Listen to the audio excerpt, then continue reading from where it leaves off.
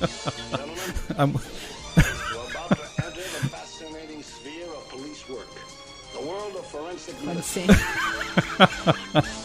We are back on Taking Care of Business on Kern Radio Newstalk 1180. That was special for Lisa, right? I have to make a confession. I snuck out at the break and asked Zach to put that on, and I was looking for a reaction from Clay and our guest Lisa Green. I didn't. We get could one. hardly hear it. That was the problem. Oh, okay.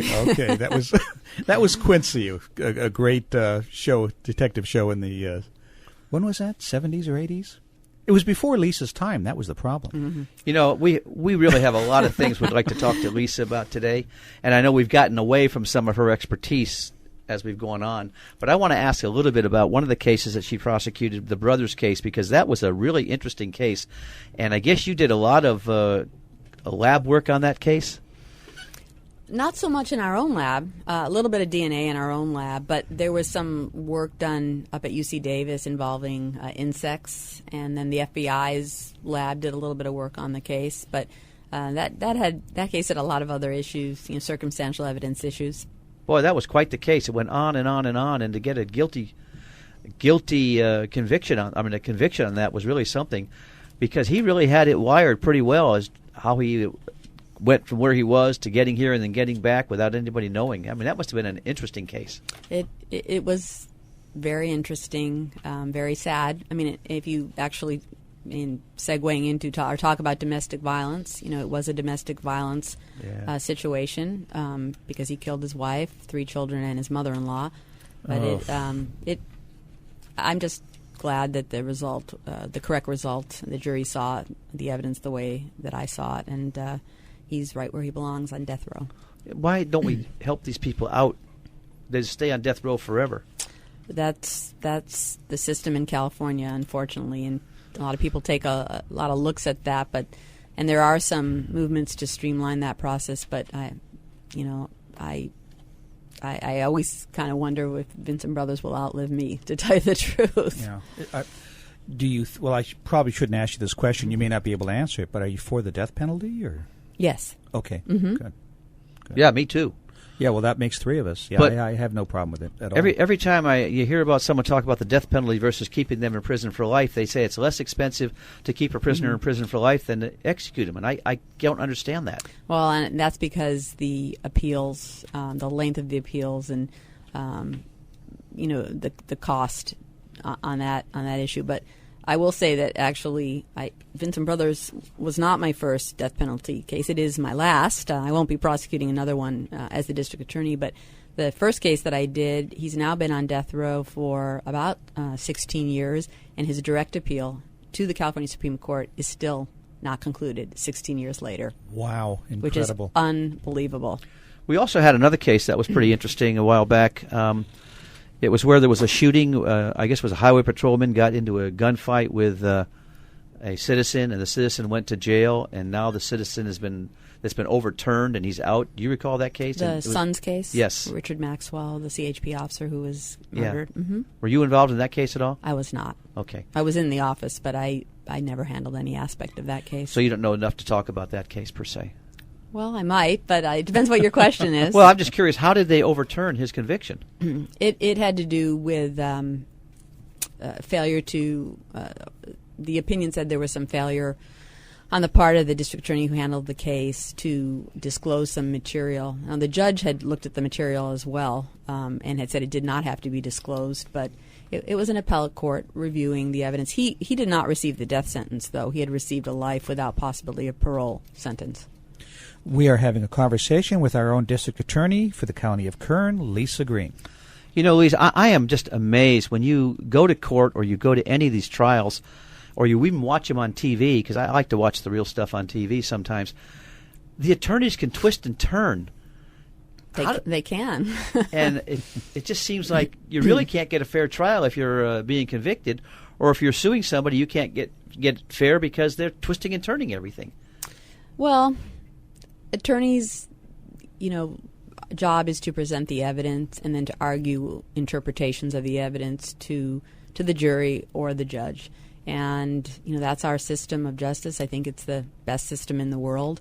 And unfortunately, we have we've talked about this in the DA's office. If the defense attorney makes a mistake, the case is reversed, which is bad for us. If we make a mistake, the case is reversed, which is bad for us. We have to retry it. And if the judge makes a mistake, the case is reversed, which is bad for us because we have to retry it. So really, the district attorney's office, really has an interest in having defense attorneys that are competent to handle their clients' cases, so that cases won't be reversed. Convictions are hard fought and hard won, and if someone is convicted and found guilty, that we want that to be a fair trial that will withstand appellate scrutiny. It's actually bad for all of us because every time you retry, it's more tax dollars. Absolutely. That's Sure. so true. And you've prosecuted over 110 felony I cases? have, yes. Wow. And most of those are homicides and sexual assaults. All of them are, yes, really, with the exception of my first 3. Pretty much the rest Wow. were all sexual assault and child abuse cases. I've done my fair share of those also. Good, Lisa. Good. How long is your term as district attorney?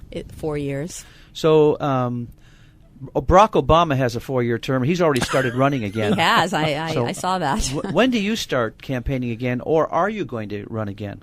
Well, I haven't made a decision about that. I've only been in office 3.5 months, and what I tell people when they ask is I'm going to see if I like it first, being the district attorney, and if I do, I'll probably make that decision in a couple of years and take it from there. Well, you seem very young for a district attorney. Thank you. And I've met your husband, and I thought maybe that was your dad you were hanging out with there for a while. Well, no. Jeff will like that. He's actually younger than I am, so there you go. Well, see, women are like vintage wine. They're better with age, right? Oh, well, some people think so. I hope that's true.